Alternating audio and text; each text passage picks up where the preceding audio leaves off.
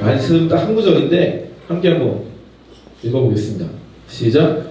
그 흩어진 사람들이 두루다니며 복음의 말씀을 전하세. 짧으니까 한 번 더 읽겠습니다. 시작. 그 흩어진 사람들이 두루다니며 복음의 말씀을 전하세. 아멘. 사도행전의 말씀이고요. 간단히 좀 제 소개 좀 드리겠습니다. 우선 저는 여러 지역을 다니면서 전국을 누비는 게 저의 일상입니다. 그래서 안 가본 데가 없습니다. 이게 제 한 달 동안의 근황이고요. 어제도 이제 서울 쪽에 있다 왔고 오늘도 끝나가 서울 올라가야 되고 또 여러 지역을 다니는 저의 일상인데 항상 저한테 어떤 거 많이 물어보시면은 제 이름이 혹시 보셨나 모르겠지만 제 이름이 나도움이거든요. 그럼 항상 뭘 물어보시겠습니까? 그게 이름이냐? 그게 사람 이름이 맞아 물어보십니다. 우선 제 이름은 본명이 맞고요. 제가 이름을 바꿨다 쳐도 굳이 이름을 나둠으로 바꾸겠습니까? 근데 제 이름만 특이한 게 아니고 동생들 이름 특이한데 한번 동생 이름 따라해 주시겠습니까? 동생 이름이 보호. 뭐라고요? 동생은 보호예요. 보호. 그래서 걔 어릴 때 별명이 자연보호였고요. 특히 저 이름이 나도움이니까 특히 초딩 때 별명이 막 안도움이다, 막 노도움이다, 막 도움이 안 된다, 막 칠판에 막 헬프미 적어놔가지고 엄청 힘들었던 기억이 많습니다. 그래서 어릴 때 진짜 이름을 바꾸고 싶었는데 요즘 좋은 게 뭐가 있냐? 혹시 우리 친구들 요즘 많이 쓰는 SNS가 뭐가 있죠? 인스타그램, 뭐 그거만 써요?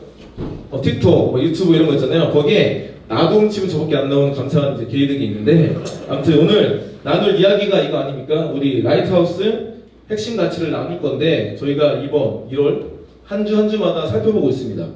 이 이야기는 이 핵심 가치는 우리가 이 라이트하우스 교회를 세워가는 데 있어서 핵심적인 메시지이기도 하지만 뿐만 아니라 우리가 살아가면서 신앙생활하면서 일상 속에서 우리 개개인에게 필요한 핵심 가치라고 생각합니다. 그래서 인생 가운데 수많은 인생의 굴곡들과 고난들이 찾아오겠지만 그때 이 핵심 가치를 통해서 우리의 삶을 조명해 봤으면 좋겠습니다.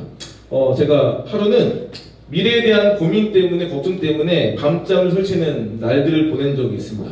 그러니까 요즘은 잠을 잘 자는데 그때 당시에는 잠이 안 와가지고 3주 이상을 밤잠을 설치는 시간을 보냈던 적이 있어요.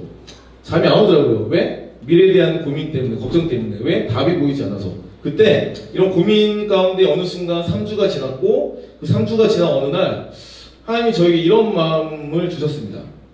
도움아, 누가 네 인생의 주인이니? 누구야? 누가 네 인생의 주인이라는 질문을 받았습니다. 그때 누구나 아는 답을 고백했죠? 네, 하나님이신데요.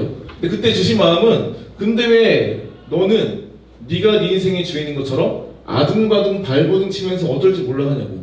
그게 저한테 좀 약간 충격이었던 것은 그런 생각을 해본 적이 없었습니다. 아 맞다. 내가 내 인생의 주인이 아니라 하나님이 내 인생의 주인이시라면 왜 나는 내가 내 인생의 주인인 것처럼 아둥바둥 발버둥 치면서 어쩔지 몰라 했던 거지라는 좀 충격적인 생각이 들었고 그때 주신 마음은 하나님께 의탁해라, 맡기라는 거였습니다. 우선 한 달 동안은 약발이 통했습니다. 근데 한 달 후에는 의심이 드는 겁니다. 왜? 우리가 어떤 기도하다 응답을 받아도 그게 항상 눈에 보이는 응답으로 바로 오진 않거든요. 한 달이 지나도 현실은 동일하니까 뭔가 미래가 보이지 않으니까 의심이 드는 겁니다. 괜히 이제 이런 생각이 드는 거죠. 내가 마음이 어렵고 힘드니까 혼자 이런 식으로 자기 합리화한 거 아니야? 근데 감사했던 것은 말씀을 읽다가 또 말씀을 확증을 주셔서 또 한 달 동안 괜찮았습니다. 또 한 달 동안만 약발이 통했던 거죠. 그렇게 반복되는 과정 가운데 하나님이 저에게 어떤 마음 주시냐? 도움아, 좀 작작 좀 가만히 있어라. 내가 어려운 인도하지 않겠니? 이게 반복되긴 저의 어떤 인생이었습니다. 근데 계속 살아가면서 우리에게 주시는 하나님의 어떤 메시지는 너가 네 인생의 주인이 아니야? 너가 인생의 주인이 아니야? 하나님이 네 인생의 주인이야. 그게 우리가 살아가면서 가장 첫 번째로 우리의 어떤 인생 가치 가운데 가장 베이스로 깔아대는 어떤 핵심적인 메시지인 것 같습니다. 그게 될 때만이 그 하나님이 내 인생 주인인 상태 가운데서 하나하나 믿음이 세워져 가는 것 같습니다. 그래서 함께 한번 읽어볼 건데 읽겠습니다. 시작. 주님이 우리 인생, 우리 교회, 우리 모든 곳의 주인이시다. 그게 온전히 잡혔을 때 내 인생뿐만 아니라 우리를 살게 하시고 함께하게 하시는 이 교회 공동체 안에서도 올바른 그런 믿음의 발걸음이 계속되는 것 같습니다. 우선 아까 제가 말씀드렸지만 저는 이렇게 여러 지역을 다니는 게 저의 일상입니다. 단순히 여행하는 것만이 목적은 아니겠죠. 곳곳을 다니면서 학교들을 방문하는 게 저의 일상인데 일반적으로 저는 이제 학교에 교회를 세워간다는 스쿨처치, 학교 기도 모임 사역을 벌써 13년째 하고 있습니다. 하게 된 동기 딴 게 아니고, 우선 제가 어제는 서울에서 왔지만 저희 원래 집은 어디면은 전주 아십니까? 일반적으로 전주가 뭐가 유명하죠? 맨날 그 얘기하는 거예요. 맨날 뭐라고요? 비빔밥. 맨날 그 얘기하는데 사실 전주 사람들 비빔밥 저도 안 먹습니다. 그래서 누가 이런 말 하더라고요. 전주 사람을 구분하는 방법은 비빔밥을 좋아하지 않는다는 걸로 구분한다 말 정도로 어쨌든 전주 사람들이 비빔밥 안 좋아하는데, 전주에 살면서 어떤 게 있었냐? 그런 먹거리만 유명했던 게 아니라 신기하게 저 어릴 때부터 학교 안에서 이런 스쿨처치라는 이름으로, 학교에 세워진 교회라는 이름으로 신기하게 학생들이 자발적으로 예배하는 모임들이 있었던 거죠. 저 어릴 때부터 신기했습니다. 그리고 지금은 누가 봐도 뭐 유튜브, 인스타그램 이런 틱톡 같은 걸 하지만 저 어릴 때는 다들 해보셨겠지만 그 싸이월드 아시죠?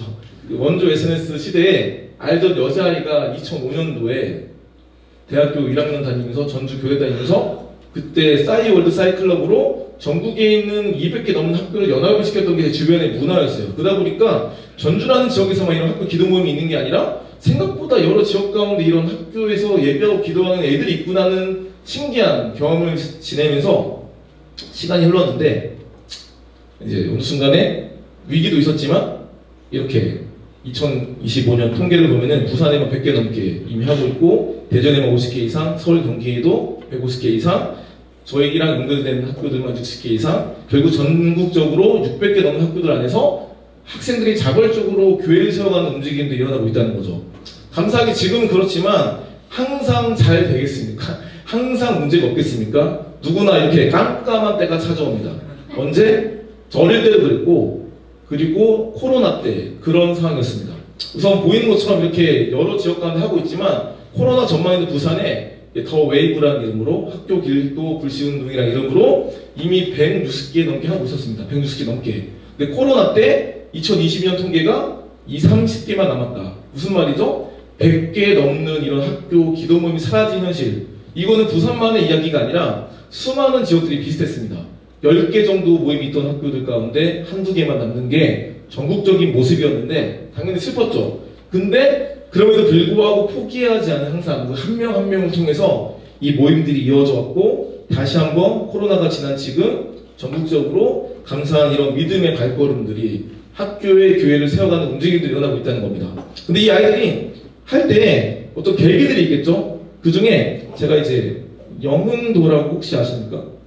영흥도라고 있어요. 영흥도, 네, 아무튼 영흥도 있어요. 그 인천 앞바다 쪽에 영흥도라는 섬이 있는데 한 아이가 세웠습니다. 물어봤어요. 왜 세웠냐 물어봤더니 본인이 사는 지금 집은 영흥도인데 본인 교회는 인천이래요. 모교회는 엄마 아빠 따라서 나가는 거죠. 근데 친구들과 대화하다 보니까 친구들은 이 섬에 살고 있는데 교회를 안 나간대요. 교회가 재미가 없대요. 또 여러 가지 이유로 교회를 안 나가는 게 안타까워서 나는 이 인천에 있는 교회를 다니지만 이 교회까지 데리고 갈 수 없으니까 학교 안에서 친구들이 조금이나마 믿음의 경험들, 어떤 믿음의 공동체를 누리면 좋겠다는 마음을 가지고 시작했고, 신기했던 것은 이 모임에 믿는 애들만 오는 것이 아니라 뭐 천주교, 불교, 뭐 남묘 호랭교 이런 애들이 모여서 뭐 찬양하고 기도하면서 물론 그렇다 바로 믿음이 생기는 건 아니지만 신기하게 어떤 이런 하나님을 알아가는 어떤 그런 교회 공동체를 알아가는 신기한 일들이 벌어졌는데, 이것은 한 지역의 이야기만이 아닙니다.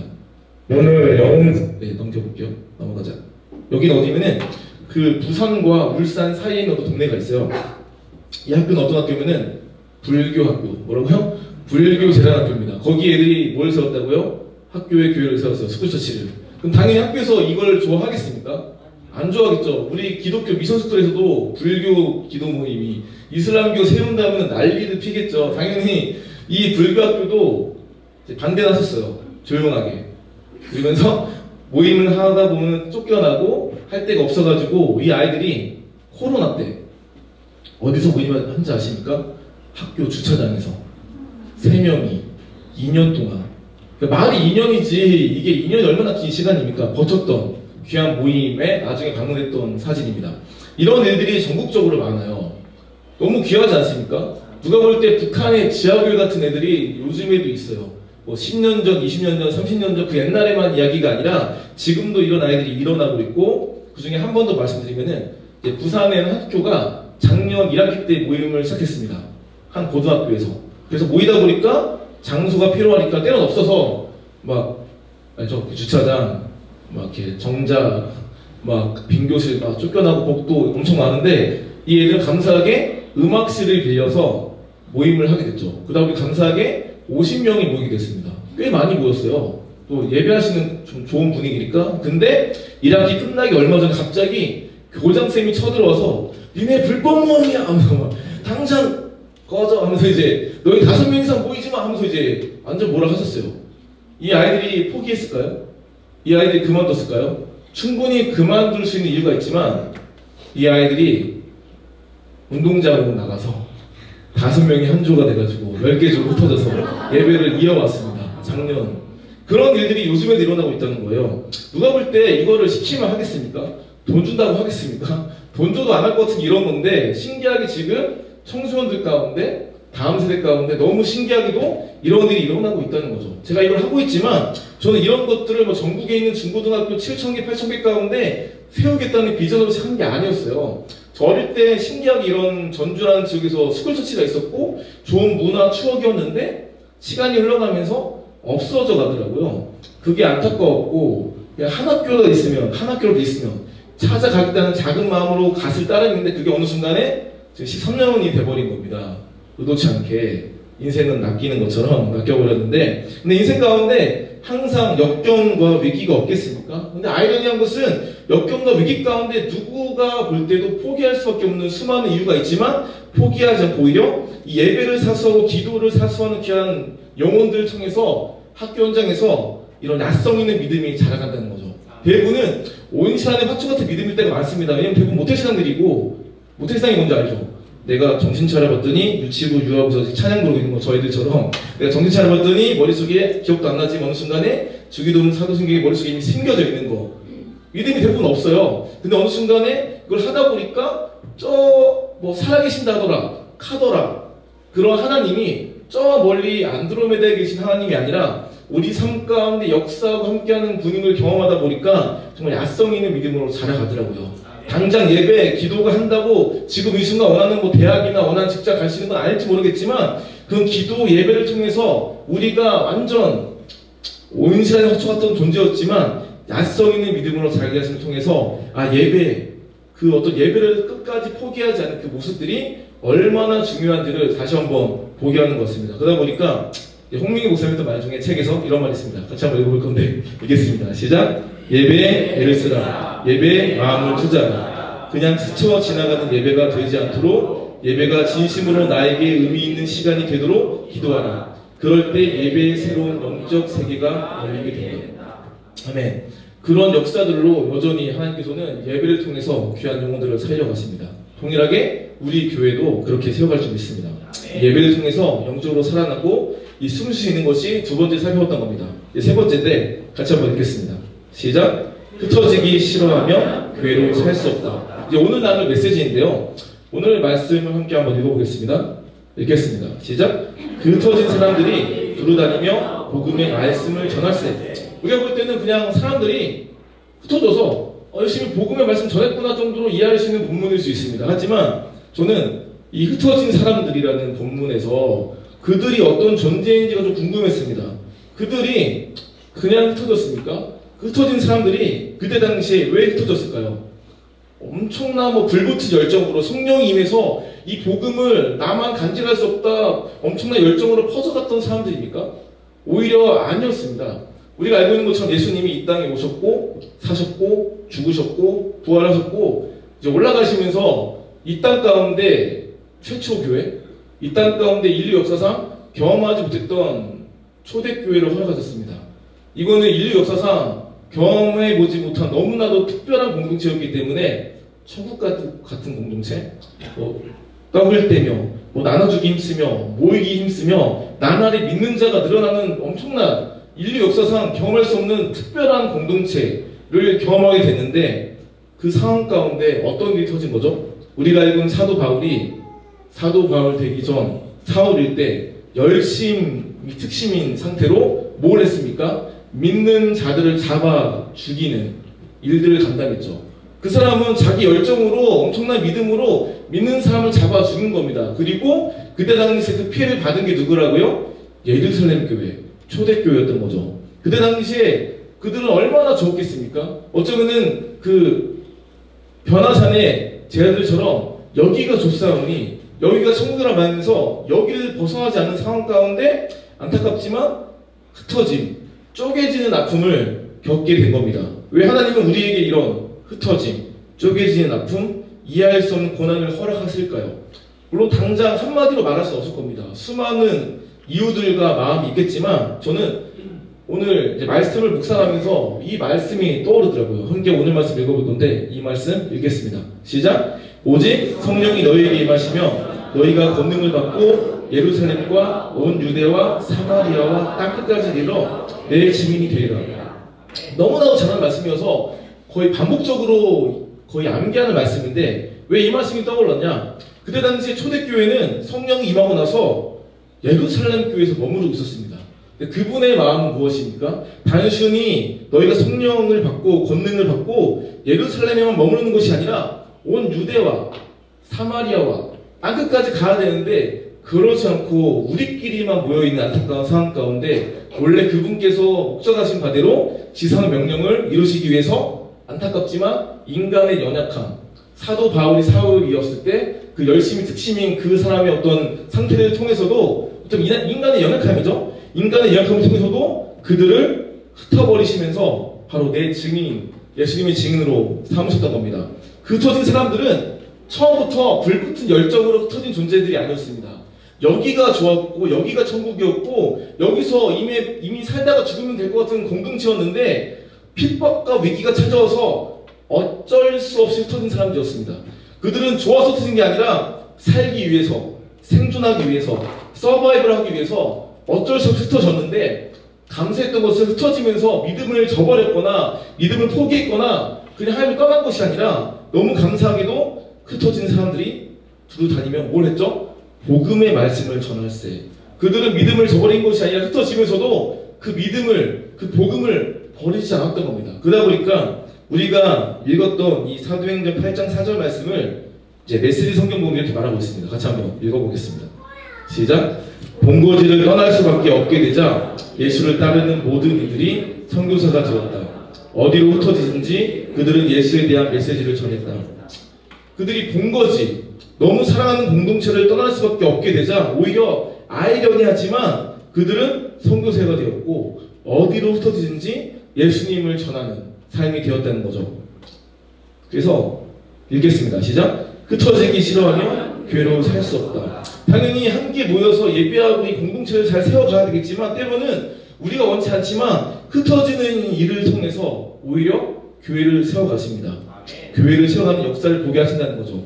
성경에 보면은 교회에 대해서 수많은 말씀들을 통해서 교회가 어떤 정의인지 교회가 어떤 의미인지를 말씀하시는데 그 중에 교회를 말하는 말 중에 이런 말씀이 있습니다. 같이 한번 읽어볼 건데 읽겠습니다. 시작! 고린도에 있는 하나님의 교회 곧 그리스도 예수 안에서 거룩하게 돼 성도로 부름받은 사람들과 또한 각처에서 우리 주 예수 그리스도 이름을 부르는 모든 사람들에게 편지를 씁니다. 이 본문은 사도 바울이 고린도 교회한테 보낸 편지 인사말입니다. 그 인사말에서 뭘 볼 수 있냐? 교회의 본질, 교회의 정의를 알아볼 수 있다는 거죠. 고린도에 있는 하나님의 교회, 그게 뭐라고요? 그리스도 예수 안에서 거룩하게 된 성도. 그게 1차적으로 교회인 겁니다. 성도가 어떤 의미입니까? 성도가 어떤 의미예요, 우리 친구들? 던져봐. 성도가 어떤 의미예요? 너희가 친구들입니다. 어른들한테 말할 수 없습니다. 성도가 어떤 의미인지 아세요? 우리 친구들? 교회를 이루는 사람. 교회를 이루는 사람들. 또 다른 친구가 던져봐. 다 틀리지 않습니다. 맞아, 다. 우리 주원이. 네? 말해보세요. 주원이가 너무 많더라고요. 성도가 어떤 의미인지 알아, 우리 친구? 복음을 전하는 복음을 전하는 사람. 박수 좀 해주세요. 네, 맞습니다. 맞는 말인데, 하루는 똑같은 질문 던진 적이 있어요. 어디 가서. 했더니, 어떤 10대가 뭐라 하는지 아십니까? 고민하더니, 하더니 던진 말이, 집사 밑에 성도? 이런 얘기가 하더니, 집사 밑에 뭔 소리가 했더니 아시죠? 초신자, 새신자 분들한테, 니마라고 부르기 좀 이상하니까, 성도님 붙여주거든요. 성도님, 주원 성도님 이런 식으로. 걔네 아마 볼 때, 초신자, 새신자가 성도인데 그분이 레벨업 하시면 집사님 되시고 레벨업 하시면 권사님, 장로님 된다고 생각했던 것 같습니다. 근데 알다시피 성도가 초신자만 성도입니까? 새신자만 성도입니까? 아니죠. 집사님, 권사님, 장로님, 목사님, 전도사님 모두가 뭐라고요? 성도인 겁니다. 근데 그게 뭐라고요? 성도가 교회다. 1차적으로 오늘 본문에서 말하고 있는 교회는 성도라는 거고, 두 번째 뭐라 말합니까? 또한 각처에서 우리 주 예수 그리스도를 부르는 어떤 자들? 모든 사람들, 그 모든 사람들이 교회인 겁니다. 우리 한 명 한 명 모인 성도 분들이 교회이자 플러스 함께 모인 이 모든 이들이 교회라는 것을 오늘 본문에서 말하고 있다는 거죠. 당연히 건물로서의 교회도 중요하지만 성경에서 말하는 교회는 뭐라고요? 우리다. 때로는 전쟁이 나서 안타까운 상황으로 모든 건물이 녹아내리고 우리가 어쩔 수 없이 들판에서, 길가에서, 때로는 지하에서, 때로는 정말 어쩔 수 없는 예배할 수 없을 것 같은 그런 장소에서도 우리가 함께 있다면은 그것이 교회일 수 있다는 겁니다. 그래서 하나님, 우리가 지금 어떤 상황이든 눈에 보이는 현실과 상황으로 안 된다고 말하는 것이 아니라 우리가 교회이기 때문에 하나님이여 우리가 교회로 살기 원합니다.